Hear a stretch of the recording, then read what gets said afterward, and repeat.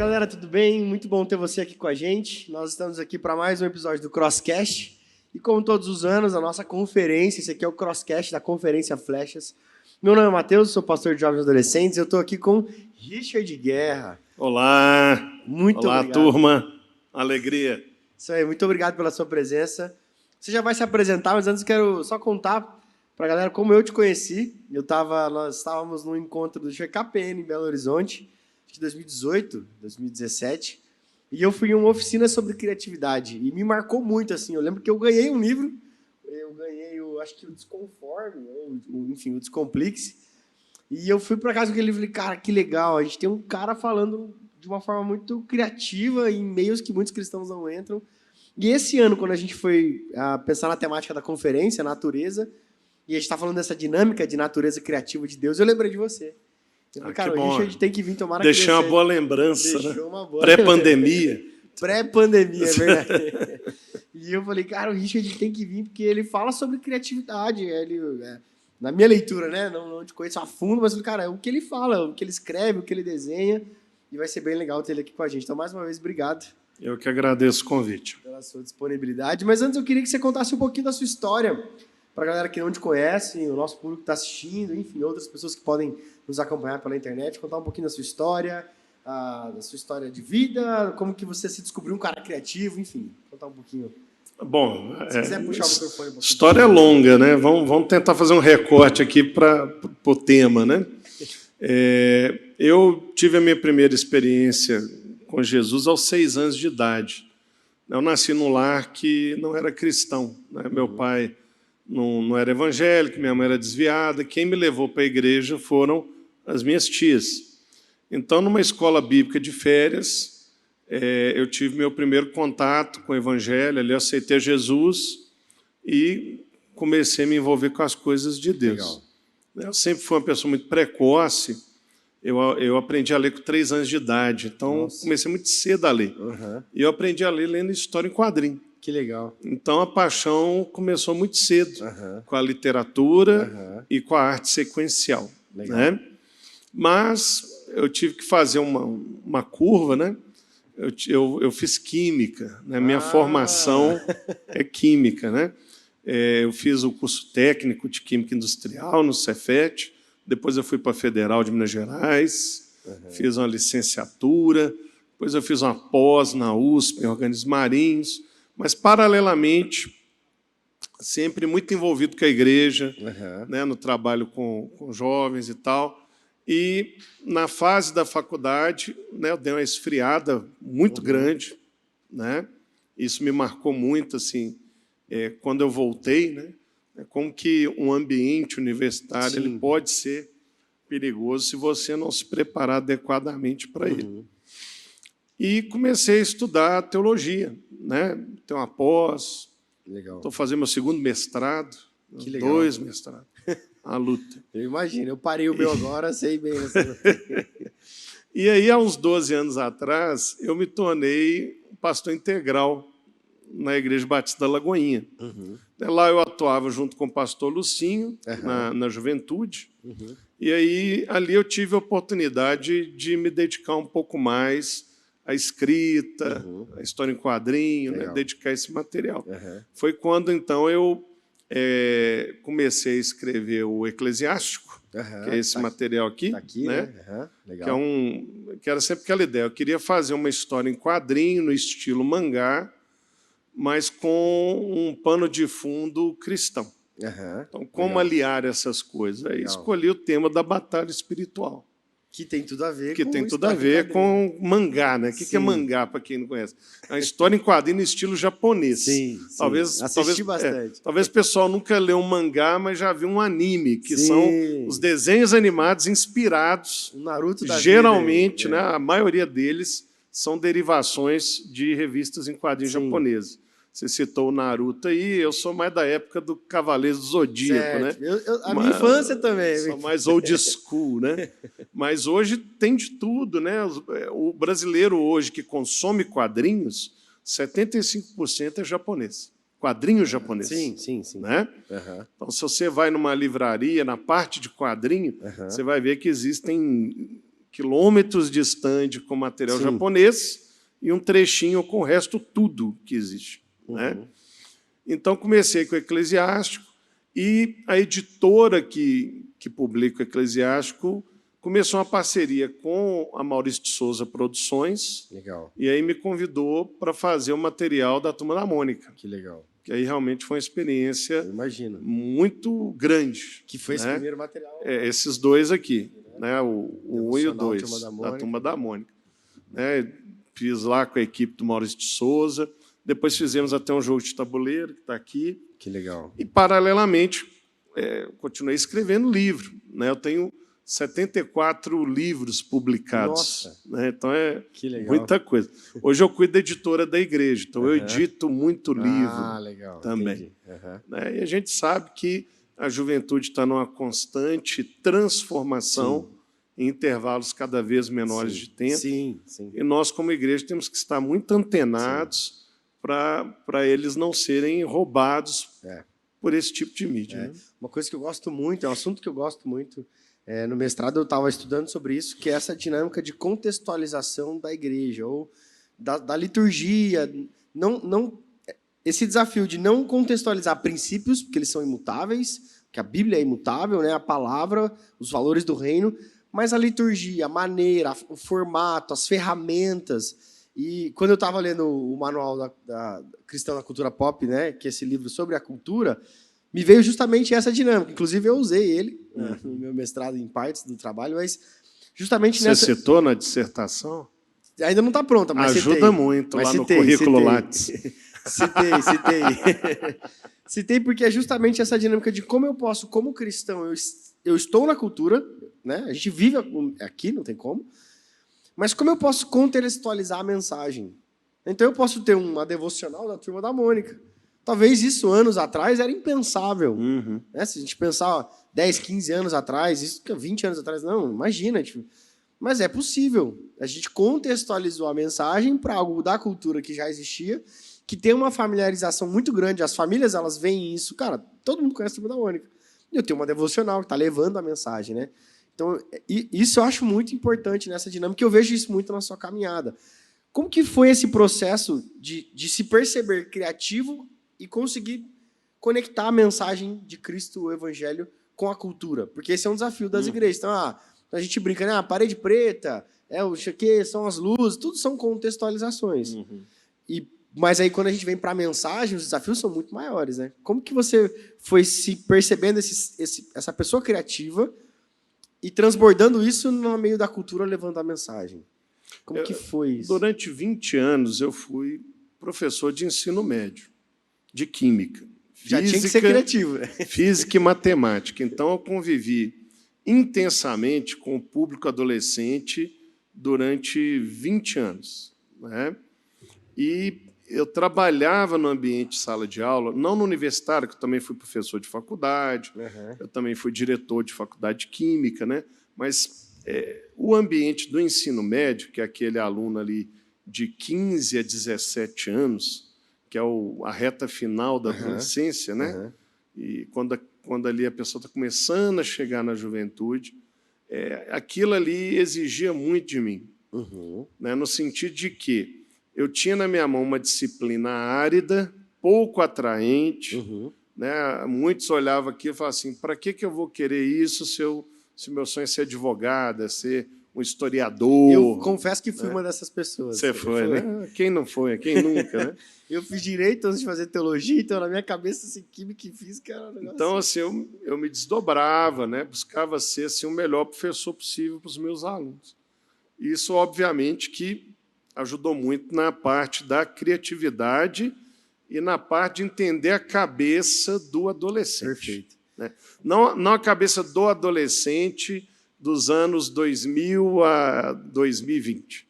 A cabeça do adolescente é uma forma estrutural, porque os gostos mudam muito rapidamente. Enquanto eu estava vindo para cá, eu estava comentando com o pessoal. Né? Quem estiver assistindo esse podcast há um ano, daqui a um ano, da data que foi publicado, vai ficar mais forte ainda do que eu estou falando. Então, um mês atrás, só se falava de Barbie e Oppenheimer. Perfeito. Barbenheimer. Qual que você vai ver? O filme da boneca ou da bomba atômica? Né? Então, fizeram memes, fizeram campanha, pô, foi de rosa para o cinema. Nossa, e como, né? Então, passou um mês, acabou. É verdade. Esfriou. Sim. Agora o negócio é falar do Pix para comprar chamate da Larissa Manoela. Né? Sim. E se a pessoa estiver assistindo essa publicação daqui a um ano, esses dois assuntos para ela talvez não façam sentido nenhum. É verdade. Porque já vão estar totalmente extintos da podosfera, né? E se a gente do universo cibernético. Sim, se a gente pensar nos assuntos de um ano atrás, eu não sei te dizer muitos, não, né? Se a gente for pensar de ano passado agora. O que estava sendo discutido em agosto nas redes sociais? O que era o hype, né? Então, eu brinco que as coisas estão hypando e flopando no intervalo de tempo muito curto. Sim. E isso é um fenômeno do século XXI. Sim. É um fenômeno recente, por causa do grande acesso à informação, por causa das redes sociais. Sim. Né? Então, a cultura popular ela sofreu uma mudança muito grande. Mas a gente tem que entender a parte estrutural da cabeça do público que você está conversando. Legal. É que se você quisesse, não, eu preciso estar sempre muito bem antenado a respeito do que está sendo consumido, está sendo falado, e isso vai ser extremamente exaustivo. Cansativo. Sim. Cansativo. Mas se eu sei, por exemplo, que um adolescente, seja adolescente lá dos tempos de Jesus quanto hoje, ele na época nem existia adolescência, foi uma coisa inventada há pouco tempo atrás, né? Ele é uma pessoa que ele precisa de identidade. O que todas as pessoas buscam na vida é identidade. E como a maioria delas não sabe como adquirir isso, então fica tentando se conectar a um grupo, a um movimento, ela quer se pertencer a algo, a alguma coisa. Né? Então, o que nós precisamos observar é o que o adolescente está buscando hoje para ter uma identidade. E ali você vai achar o veio de ouro no qual você vai alcançar o interesse dele. Vai tocar no interesse dele. Eu tenho um filho de 14 anos. Então, quando eu falo com ele das minhas rotinas, para ele não é interessante. Né? Mas aí ontem, por exemplo, antes de vir para Curitiba, eu sabia que ele ia assistir uma semifinal de um jogo. Mas não era um jogo do Atlético Paranaense ou do América Mineiro, que é meu tio, né? Não, era um campeonato de valorante, onde tem um time brasileiro chamado Load, que ele torce. Pronto. E, basicamente, são 5 meninos sentados numa cadeira de frente para um computador. Sim, a Lan House não tem, a Lan House dos nossos tempos pobres e áureos. Né? E aí, no aniversário dele, ele falou assim, pai, eu queria ir para um lugar desse. Aí eu aluguei um lugar que, para 10 amigos dele, ficaram os 10 sentados, cada um do seu computador, e foi o aniversário. Jogando o mesmo jogo. E ele achou que foi o máximo. E os amigos dele foram para os pais e falaram assim, a gente quer o nosso assim também. Né? Então, por quê? Porque esses jogos são de equipe, então ele tem que integrar uma equipe, então ele adquire uma identidade, eu sou da equipe tal, eu sou da tribo tal. O que nós temos que entender é isso quando nós formos produzir um material, ou promover um evento, ou pregar para jovens e adolescentes. Nós temos que ter isso em mente. Né? Qual que é o veio de ouro para tocar na identidade dessa pessoa? Ela fala assim, ele sabe o que eu preciso, ele sabe o que eu busco, ele entende o mundo que eu vivo. Vou prestar atenção. De repente, ele também tem respostas. E é tão legal isso porque, vamos pensar assim, o estrutural é igual em todo lugar. Depois você vai afinando para o contexto. Exatamente. Para a localidade, né? Então, por exemplo, né, aqui na nossa igreja, as células dos adolescentes acontecem aqui na igreja. Mas no nosso contexto fez super sentido. A gente já tentou outras estratégias, mas contextualizando para o que a gente vive foi o melhor. Mas pensando nessa dinâmica da estrutura, essa estrutura é padrão. Tem que ser numa casa. Um adolescente tem imóveis, são donos de casa. Não, e nem de carro, né? Pois é. E a cidade é Se grande. Se eles forem, mora longe. Quem que vai levar eles? Eles vão por teletransporte? Não tem como. E que pai que está disposto a levar um adolescente, ficar 1 hora dentro do carro lá embaixo, porque eles não vão querer o pai no GC, e é melhor que nem pai na célula, ou sei lá o nome que vocês dão aqui. eles não vão querer, Sim. que vai constranger. Sim. O adolescente tem vergonha do pai, né? Sim. Não sei por quê, mas tem. Então, aí você tem que achar um caminho. Sim. Vamos fazer na igreja? Sim. Vamos fazer antes de alguma coisa importante Sim. que o pai tem para fazer na igreja? Sim, que aí o pai chega uma hora mais cedo, sim. aí se envolve com alguma coisa aqui. E é legal porque às vezes a gente... Eu já vi muitos líderes de jovens e adolescentes, não, você tem que estar bem conectado, contextualizado, no sentido de conhecer tudo. Acho que conhecer um pouco é importante, mas conhecer a estrutura é mais importante. E as estruturas, elas, como já falamos, são mais duradouras. Sim. Existe ruptura estrutural, sim, mas elas demoram mais para acontecer do que as rupturas contextuais. É igual os jogos, Valorant. Se a gente for pensar, é um jogo novo. Surgiu aí... É um Counter-Strike melhorado do nosso tempo de Lan House. É um Counter-Strike 1.5, 1.6 ali, que já virou o CSGO, que já virou o Valorant, e que daqui a pouco vai ser outro jogo. Daqui a pouco vai mudar. Agora eu fico impressionado como esse povo deve ganhar dinheiro, né? Meu filho ganhou de aniversário, eu falei, o que é de aniversário? Dinheiro. Aí deram dinheiro para ele, eu não dou.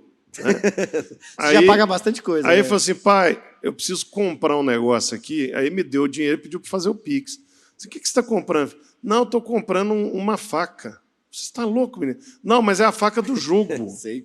Geralmente então ele paga R$70 para uma coisa que não existe. Sim. Para ele poder usar num jogo. É a figurinha a figurinha do Neymar, que é a figurinha carimbada do álbum, né? Lá da década de 80. Figurinha rara.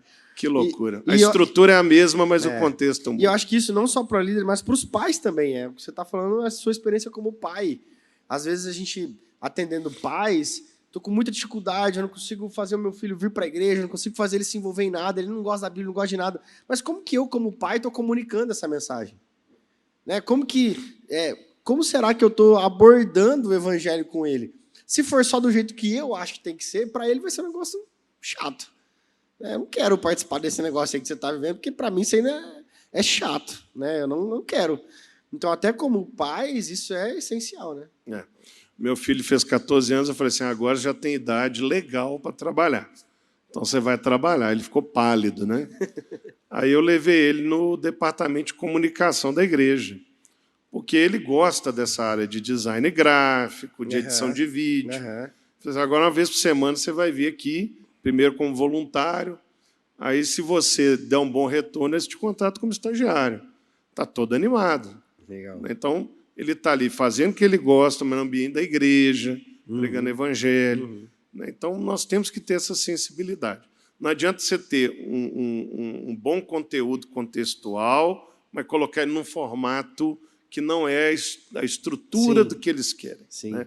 Você, por exemplo, monta um estudo de célula fantástico, mas aí tem que ser numa casa, tem que ser de um jeito que ninguém vai, ninguém assiste, tem que seguir aquela coisa bem engessada. Aí você não vai alcançar o que você quer com esse público. Né? E eu costumo dizer que as ferramentas, elas são ferramentas porque elas podem ser mudadas. Elas podem ser alteradas. Então, vamos mudar aqui a estrutura e o jeito de fazer. Se não der certo, a gente volta e vamos para o outro lado. Vamos entender melhor o público. Porque se a gente ingessa, como você falou, a coisa não anda. O negócio vai sempre ficar quadrado. Assim, agora é a época do triângulo, mas a gente ainda está lá no quadrado. Então, exatamente. A gente acaba não conseguindo... E é um desafio muito grande, porque hoje eles te amam, amanhã eles te odeiam, depois de amanhã eles gostam de outra pessoa. Então, você tem que ter fígado, tem que ter muita sabedoria para lidar com as variações de humor. Né? Costumo dizer que, antigamente, a pessoa chegava nos 15 anos, 13 anos, virava adulto. Lá no passado era isso.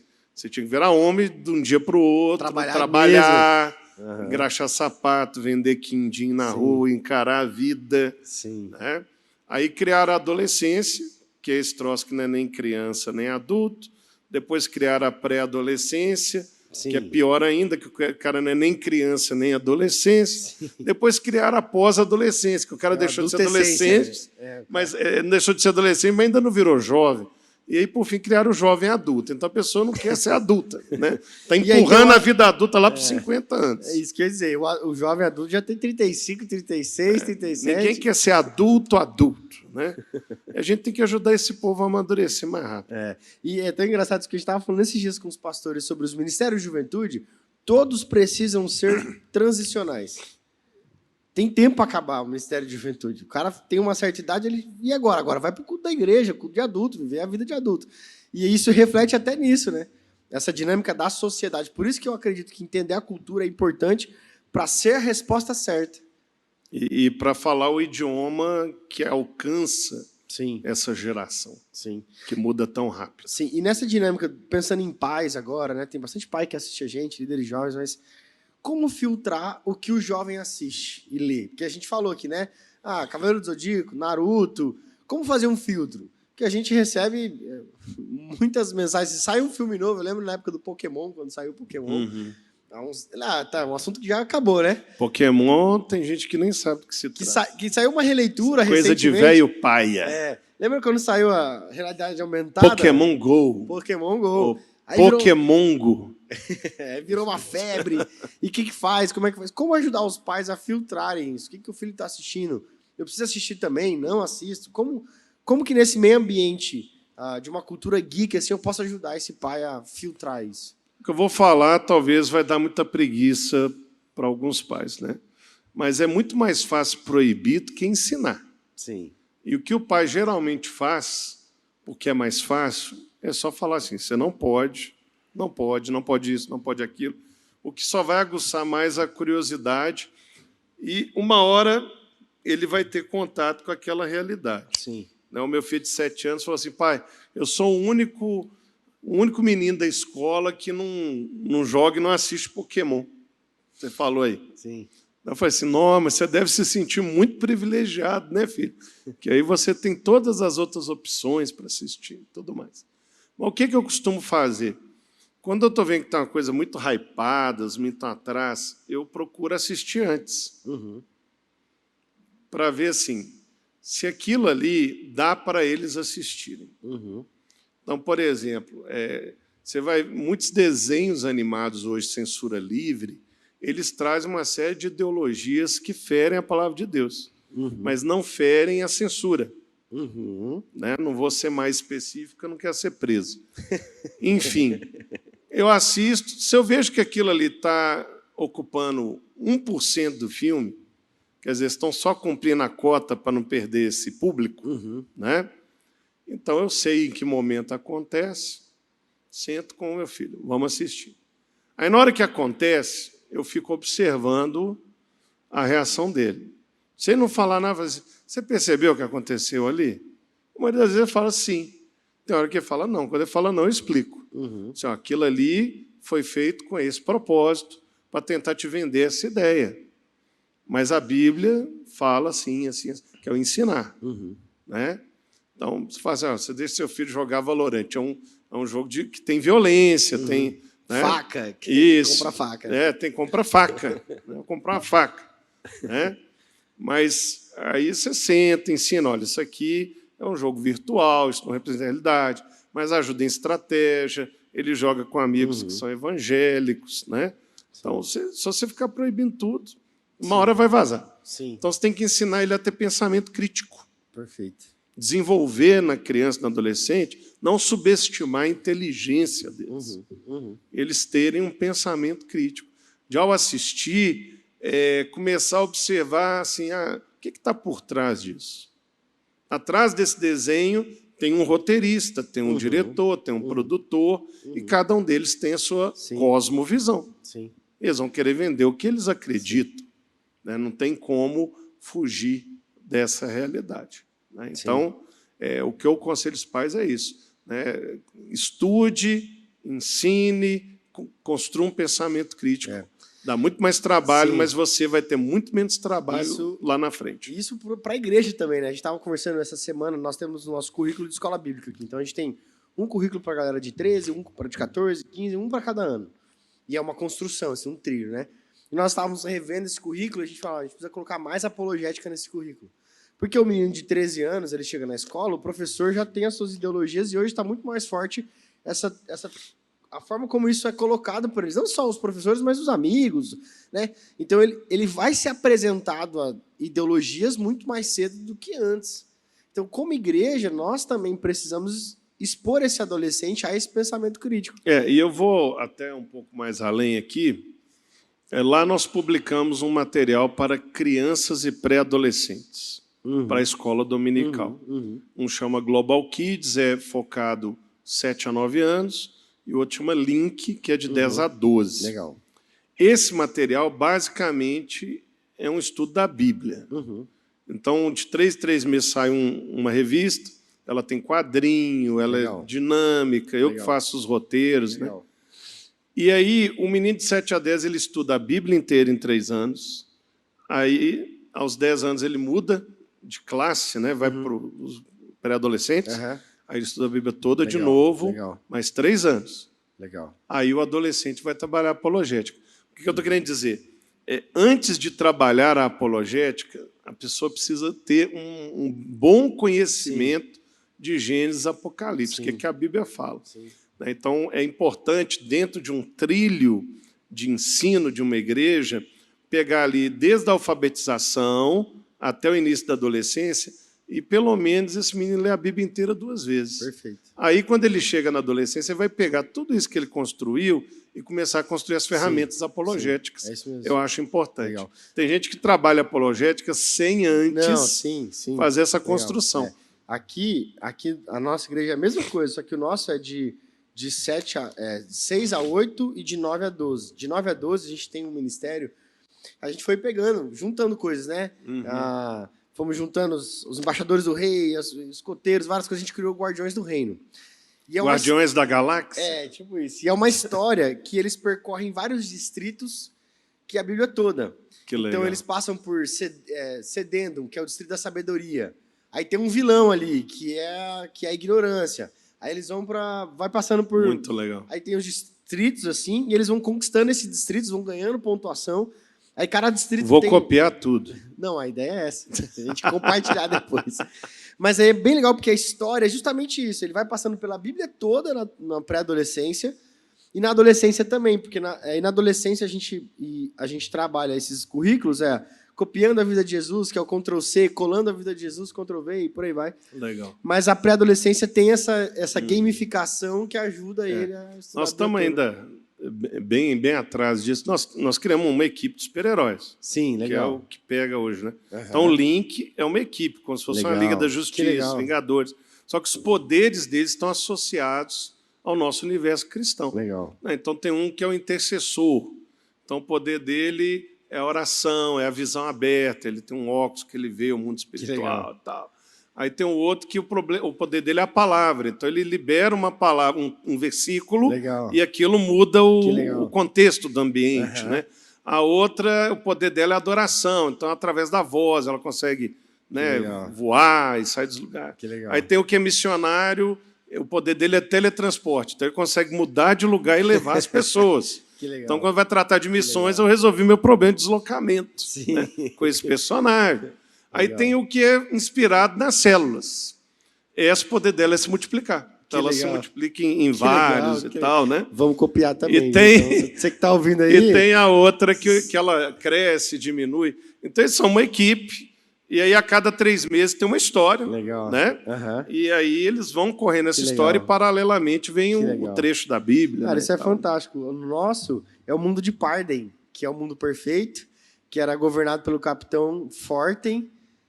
E aí um dos capitães do exército, Morten, se rebela e destrói o mundo com o pecado e chama os guardiões para reconquistar o mundo. E aí eles continuam... Muito bom. Então, assim, se os guardiões ganharem os personagens novos, você já sabe de onde veio a ideia. Crossover aí em breve. Mas isso é tão interessante porque é justamente a contextualização da mensagem. Eu já ouvi alguns pais no passado, logo que a gente começou a criar os guardiões, mas eu prefiro ensinar a Bíblia logo de uma vez. Por que eu vou falar de Aurora? Por que eu vou falar do Bonitatem, que representa Jesus, que é o príncipe? Por que eu vou falar do Bonitatem? Por que eu vou falar...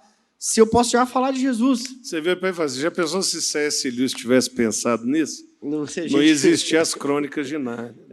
Ia ser bem triste.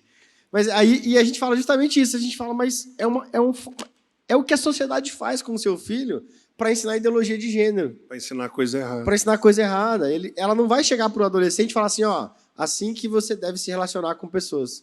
Não, ele vai criar uma história, ele vai fazer ele se sentir parte daquilo. Isso é o que eu sempre falo quando eu ministro sobre cosmovisão. Como que você muda a forma de ver o mundo de uma comunidade inteira? Você vai invadindo as esferas de influência da sociedade. Mas, invariavelmente, a primeira esfera que eles entram é a das artes. É a primeira.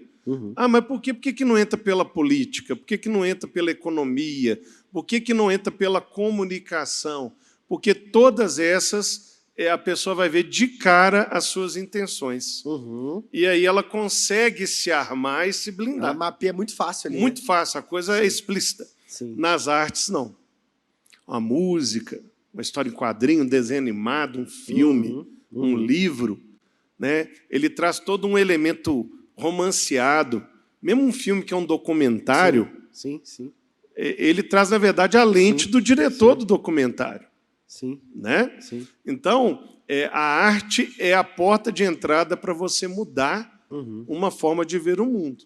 Então, por exemplo, você falou de ideologia de gênero. Há 50 anos atrás, não estava como está hoje. 50 anos atrás seria o quê? Década de 70, década de 80. Era totalmente diferente. Como que isso foi mudando? Onde começou isso? Foi nas artes. Foi nas artes. Teatro. Cinema, teatro, poesia, música. Por quê? Porque você vai normatizando. Comerciais. Você vai normatizando. O que aconteceu no século XXI foi que as redes sociais potencializaram o acesso a essas formas de manifestação artística. Não, você vê um filme por streaming, você lê um livro no Kindle, né? Você vê uma poesia no TikTok, não precisa nem do celular, é uma música, né? No Stories. Pode ser um celular, né? Você não precisa mais de um computador que você liga e não, todo o trabalho, tem que marcar, ir no cinema, tem que ter... Não tem, então é muito acessível. Agora, das artes é que vai derivar para a mídia, para a música, para a política. E aí chega num ponto que aquilo fica normatizado. Chega num ponto que aquilo fica institucionalizado. Né? E aí você fala assim, como que o mundo mudou? Né? Como que o mundo mudou tanto assim e a gente não percebeu?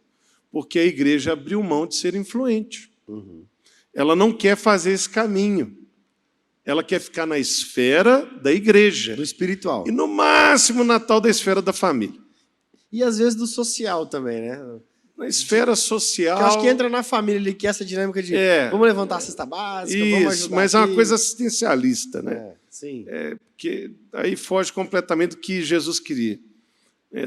Tem que dar a cesta básica, mas também tem que fazer essa pessoa, no próximo mês, não precisar da cesta básica. E isso dá muito trabalho, a gente não quer fazer.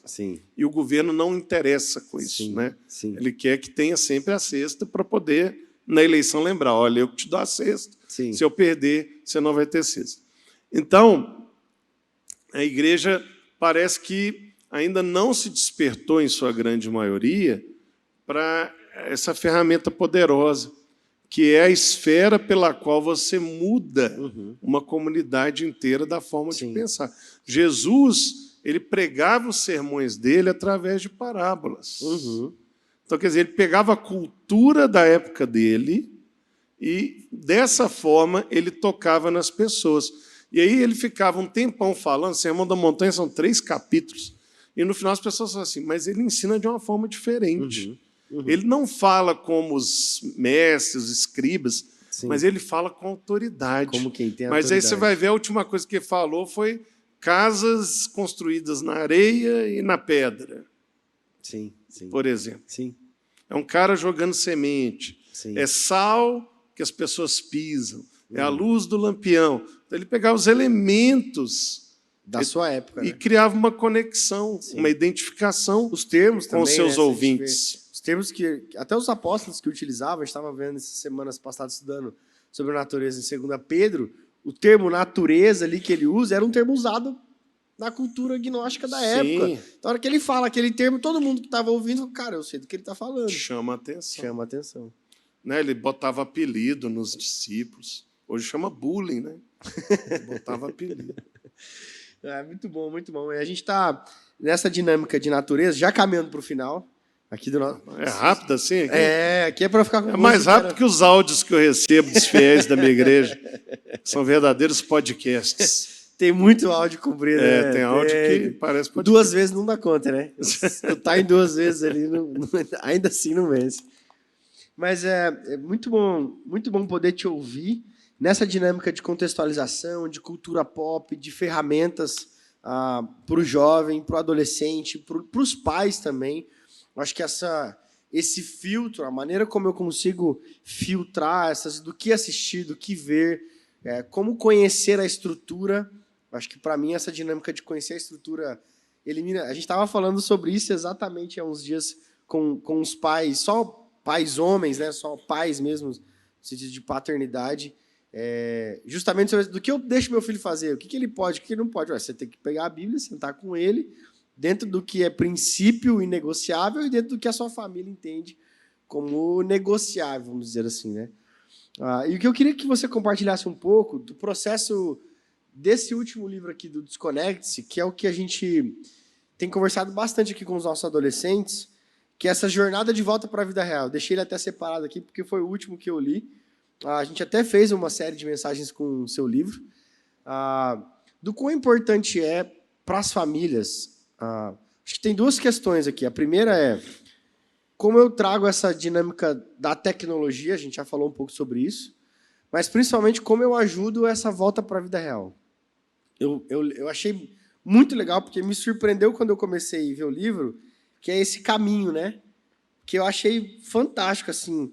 Como se fosse um caderno de viagem, né? E de ser muito bíblico, assim. Achei muito legal. Mas eu queria que você pudesse compartilhar um pouco essa dinâmica de como ajudar o adolescente a equilibrar. Como eu, como pai, ou eu, como líder de jovens, posso ajudar, porque não tem como fugir. Não consigo fugir disso. É impossível zerar. Sim, impossível. A gente está lá, com meu filho tem 1 ano agora, fez 1 ano recente, 0 telas e aquela dinâmica toda. Mas a gente está num restaurante, saiu, foi no shopping com ele, tem 1 milhão de telas, não tem o que fazer. Aí ele vê e pronto. Ele já sabe o que é uma tela. Ele vem aqui no Encontro dos Jovens Adolescentes no domingo, tem uma tela desse tamanho, fica passando imagem o tempo todo, não tem como não ver. Então ele já conhece. Então, como que a gente pode aí, claro, mais adolescentes, jovens, mas ajudar nesse equilíbrio da vida real, da vida com Cristo, da comunidade e da tecnologia, né? Eu acho que se nós não educarmos os nossos filhos e os nossos liderados a utilizar com parcimônia, com sabedoria as tecnologias, isso vai gerar nele muita dificuldade para lidar com a aprendizagem de qualquer coisa na vida que saia da tela, do espelho preto, né, do Black Mirror. Né? Sim.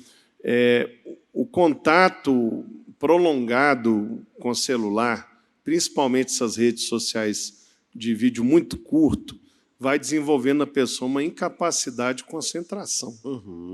Né? Então, o que eu costumo fazer, falando como pai, né? Não como líder de jovens, que eu não lidero jovem mais, eu sou líder da família lá em Lagoinha. Eu sou líder do Ministério Gerações Global, né? Que é a família inteira. Inclusive, o tema do congresso esse ano é Sal e Luz. Legal. Influenciador ou influenciável? Legal. Né? Nós temos que sair da condição de influenciáveis Sim. para sermos influenciadores. Certo? Agora, qual que é o caminho bíblico? É ser sal e ser luz.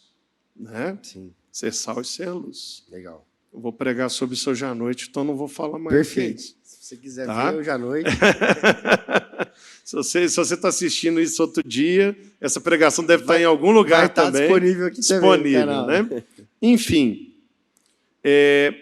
para cada tempo que esse jovem adolescente se dedica a um computador ou uma tela de celular, ele deveria ter um tempo proporcional para outras atividades, dentre as quais a vida devocional. E ele não vai ter disciplina para isso. É aí que entra o pai e o líder, para organizar. Então, meu filho, por exemplo, ele tem que ter o tempo de devocional dele, ele tem que fazer as atividades escolares, as atividades laborais, e aí ele ganha proporcionalmente um tempo para fazer o que ele quiser. Legal. Claro, sob supervisão. Então, ele não tem nenhuma conta que eu não tenha. Então, por exemplo, de 3 em 3 dias eu entro no Google e vejo todos os lugares que foram visitados. Legal. Porque se não foi eu, foi ele. Uhum. Então, acho que um menino de 10, 11, 12 anos não deveria ter conta, porque até é ilegal. É a partir de 14 sim. que é para ter uma conta. Sim. Claro, uma hora você vai ensinar ele. Você não vai visitar tal lugar, tal cuidado. Essas pessoas que aparecem em chat, né? Às vezes é um pedófilo, sim, um cara do mal, né? Você traz a realidade. Mas criar essa disciplina. Né? Eu tenho que ter o meu tempo com Deus, o meu tempo para atividades, sair, tomar um sol, fazer uma fotossíntese, né? Pisar na grama. Porque esses meninos não conseguem, né? E aí você tem o seu tempo com o celular. O celular ele tem, na parte de ajustes, uma ampulheta azul, que sim. é um ícone de tempo de uso. Sim, e tem um limitador que você pode pôr nos aplicativos. Você pode colocar ali para te avisar, você está passando o limite. Ele mede por aplicativo e fala assim, você ficou tanto tempo no WhatsApp, eu tenho, inclusive. Tanto tempo no Instagram. Então, é bom uma vez por semana você entrar lá, igual você recebe o extrato de cartão de crédito mensal, um extrato da sua vida digital semanal. E aí você pode ali ajustar. Olha, essa semana você reduziu 20%. Essa semana você aumentou 50%. Então, são ferramentas que te ajudam a ver se você está extrapolando ou não. Sim. Você ensinar. Né? Eu não colocaria na mão de uma criança um celular para ser dela até o dia em que eu precise que ela realmente tenha. Que é o dia, por exemplo, que ele vai ter uma rotina que ele vai ficar em outro lugar e eu preciso localizá-lo, falar com ele. Sim. O celular foi criado, é um telefone, né? As pessoas não ligam mais. Tecnicamente, né? É um telefone. E não atendem também mais. Nossa, não atendem. Né? Não atendem. Não ligam, não atendem. Mas quando chega essa fase, que varia de família em família, né? Agora o meu filho vai ter uma rotina que eu preciso localizá-lo, ele vai estar longe de mim. Aí tudo bem. Mas eu vejo assim, crianças de 3, 5 anos com tablet, com celular. Você está estragando um momento importante da vida dela, que é o de formação de pensamento. Sim. Né? Você está acelerando demais o pensamento da criança. Isso vai atrapalhar ela na escola. Ah, mas eu estou no restaurante, ela não me dá sossego. Então não fizesse. É para isso que elas existem, para tirar o nosso sossego. Para não dar sossego. Estava almoçando em casa meu de 7 anos, eu não sei que hora que ele respira, que ele não para de falar. Ele bate recordes de apneia, que esses caras que vão para o fundo do mar, pode tacar ele lá no fundo e deixa ele falando lá que... Meu filho de 1 ano já não dá sossego na refeição. Não, esse menino vai para um restaurante que tem brinquedo. Assim. Taca lá nos brinquedos que vai cansar, você volta no carro dormindo. Né? Se você quer um sossego. Agora, taca o celular no menino. Ele vai virar um narcoléptico, um zumbi. Né? Aí, na hora que entra em sala de aula, ele fica tentando passar a professora. Não, vamos para a próxima. Ver, né? Deixa eu ver se tem uma coisa melhor. Né? Não consegue concentrar. Sim. Não é a hora. Sim. Você ainda tem o controle. Sim. Ele ainda não vai comparar, não vai decidir. Né? Meu filho de 7 anos, ele perguntou que dia que ele vai ter o dele. Eu falei assim, olha, até os 10 eu te garanto que você não vai ter. Depois a gente... Aí chega o primo dele que tem e fica lá mostrando. Tem uma menina fazendo libras ali. Tirando uma foto bonita. Tirar a foto. Depois editor edita isso. O que acontece? Ele, uma vez, eu emprestava para ele de vez em quando um computadorzinho que eu tinha.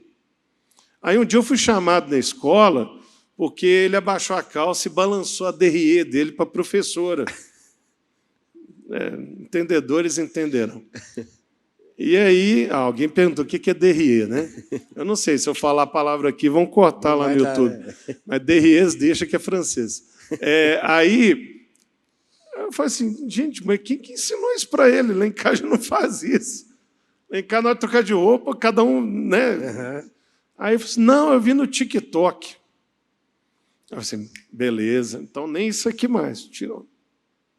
Tirei, e aí fica assim, que dia que vai voltar? Acho que você está com 7, a partir dos 10 anos, se não tiver nenhum outro episódio, a gente vai conversando.